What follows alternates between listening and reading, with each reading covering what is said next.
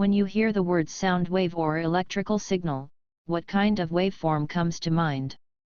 Most of you probably think of a sine wave.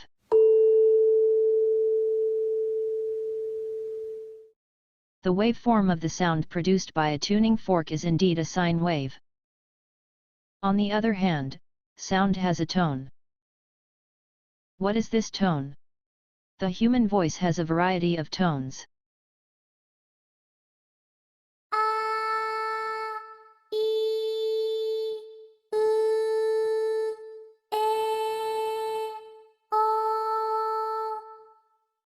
If you look at the waveform of the voice, you will see that the waveform is different depending on the tone. It also has a much more complex shape than a sine wave. The waves in our daily lives have a complex shape. In fact, even the complex waves that look quite different from sine waves are made up of sine waves added together. The theme of this experiment is filter circuits. An example of how a filter circuit works is to pass only certain frequency components. When a complex wave is passed through one filter, only the lower frequency components are passed through, making it simple. Another filter will let the higher frequency waves through.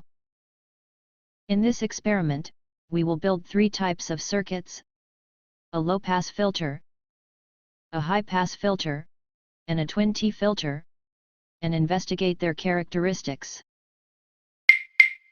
First, let's look at the low-pass filter. This part is the filter for low-frequency transmission. It is a very simple circuit with one resistor and one capacitor. A sine wave of voltage, Vin, is input from the oscillator to the filter circuit. Measure the output voltage, Vout, from the filter circuit with an oscilloscope. The value obtained by dividing Vout by Vin is defined as the input-output ratio. In this experiment, we will measure the frequency characteristics of the filter by changing oscillator frequency, F, to see how the input-output ratio changes. Here is the equipment we will use for the experiment. This is a breadboard. We will use it to assemble a filter circuit. This is the oscillator, and this is the oscilloscope. These are the lead cables that connect the filter circuit, oscillator, and oscilloscope. It has a terminal called a banana plug. The conversion connector is used to connect the lead wires to the oscillator and oscilloscope. This is the resistor to be used. The color strip printed on the surface, the color code, indicates the resistance value and its accuracy. Looking at the color code, this resistor is about 30 kiloohms. For this experiment, we need a more accurate resistance value, so we will measure it with a tester. These are the capacitors to be used. The electrical capacitance can be determined from the numbers printed on the surface. The capacitance will be measured with a digital multimeter. First, check the tester. Set the tester to the resistance measurement range marked with an ohm symbol. Short-circuit the probes of the tester, and if the display is almost 0 ohms, it is normal. When measuring resistance, do not hold the resistance directly in your hand. Electricity will flow through your body and you will not be able to measure the resistance accurately. Place the resistor on a desk for measurement. The electrical capacitance of a capacitor can be measured with a digital multimeter. Before doing so, make sure that the measured value is displayed as almost 0. Attach the capacitor to the end of the probes and measure it. The measured value is displayed in the unit of nanofarads. For this experiment, we will use a breadboard to assemble the circuit. The 6 holes in a horizontal row on the breadboard are electrically connected, and the resistors and capacitors you insert will conduct inside. This is the terminal for connecting to an oscillator or oscilloscope. Banana plugs can be inserted into these terminals. The holes in front of each terminal are conductive to the terminals inside. This section explains how to assemble the filter circuit for low-frequency transmission. Let's assemble it according to the circuit diagram. First, connect the resistor and capacitor. The legs of the resistor and capacitor will be connected to each other in the breadboard. The left terminal is used for input. Connect the input terminal to the end of the resistor. The terminal on the right is used for output. Connect the midpoint of the resistor and the capacitor to the output terminal. Connect the other end of the capacitor to the ground side of the input and output terminals with a black lead cables. In electrical circuits, black means ground or earth, so black lead cables are appropriate. The filter circuit is now complete. Note that this is just one example. As long as it is connected correctly, you can arrange it any way you like. The next step is to connect the filter circuit to the oscillator and oscilloscope. Attach a conversion connector to the oscillator, and connect it to the input terminal of the filter circuit using red and black lead cables with banana plugs. For grounding, use the black lead wire to avoid mistakes. Attach a conversion connector to channel 1 of the oscilloscope and connect it to the output terminal of the filter circuit. Now you can measure the output waveform.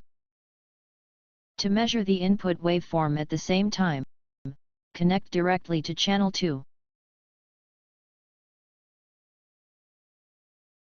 Preparation is now complete.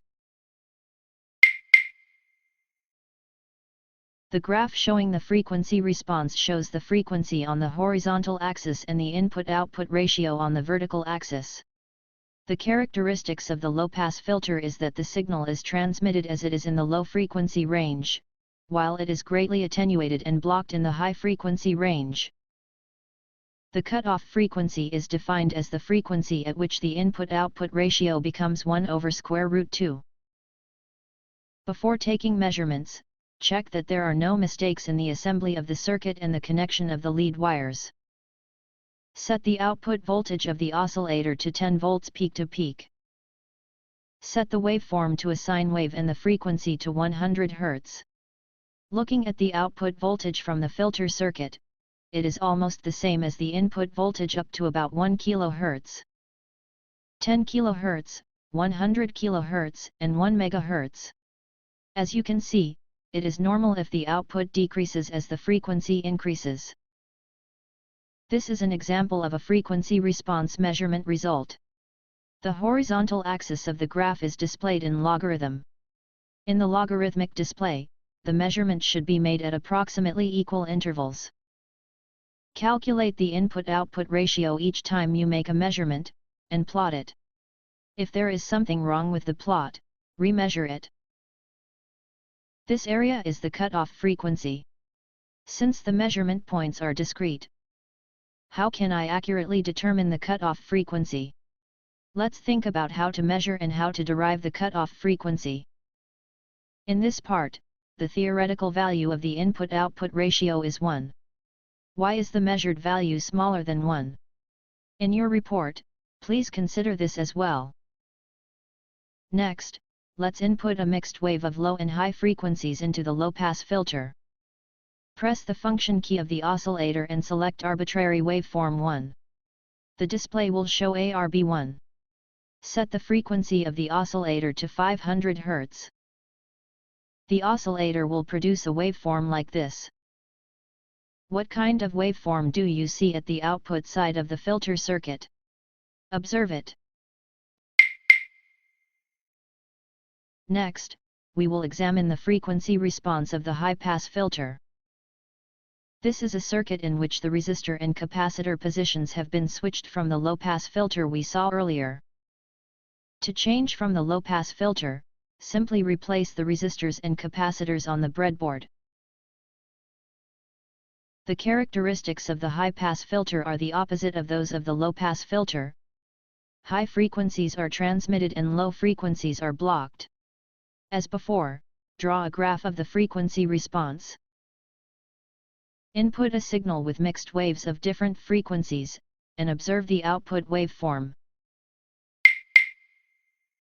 The last step is to measure a circuit called a twin T filter. This part is the twin T filter circuit. It is a rather complicated circuit with 3 resistors and 3 capacitors. This is variable resistor and need to be adjusted. The frequency response of the twin-T filter looks like this.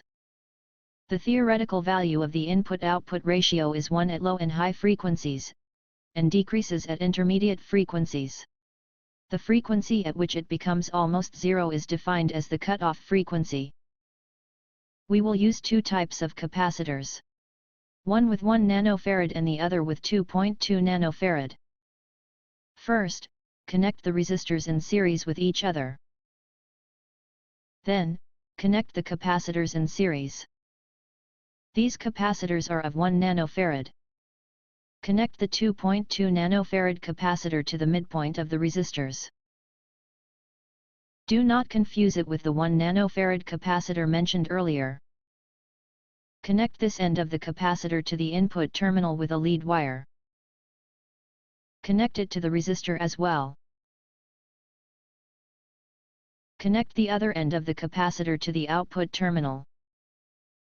From there, connect it to the resistor. Connect the 2.2 nanofarad capacitor to ground. This is the variable resistor. Connect the variable resistor to the midpoint of the capacitor and to ground. The circuit is now complete.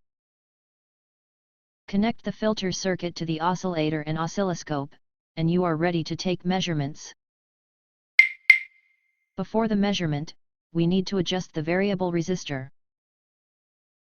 Remove the variable resistor once and set it to 15 kiloohms while measuring with a tester. Once it is set, put it back in the circuit. First, check the circuit. At a low frequency of 100 Hz, the output is almost the same as the input voltage. At the higher frequency of 100 kHz, the output is almost the same as the input voltage. At the middle frequency, about 5 kHz, if the output is smaller, it is normal. The next step is to tune the variable resistor to make it a more perfect twin-T filter. Choose an oscilloscope with a range where you can see the voltage change. First, adjust the resistor values so that the output voltage becomes smaller. Next, adjust the frequency so that the output is at a minimum. Repeat this process several times, alternating between resistance and frequency adjustment. Adjust the input-output ratio with the goal of reducing it to less than 1/1000th. When the input-output ratio is minimized, record the input-output ratio, frequency, and resistance value of the variable resistor at that time. To measure the resistance value, disconnect the variable resistor from the circuit. When doing so, be careful not to touch the handle of the variable resistor. This is an example of measuring the frequency response of a twin-T filter. Draw a graph as you measure. If you find any strange measurement points, remeasure them. Devise a method of measurement and analysis to determine the cutoff frequency accurately. In the low and high frequency portions of the graph, the theoretical value of the input-output ratio is 1, but the measured value is not. Please consider why there is a discrepancy between the theory and the results when you write your report. In your report, please summarize the following. Please read the textbook for details.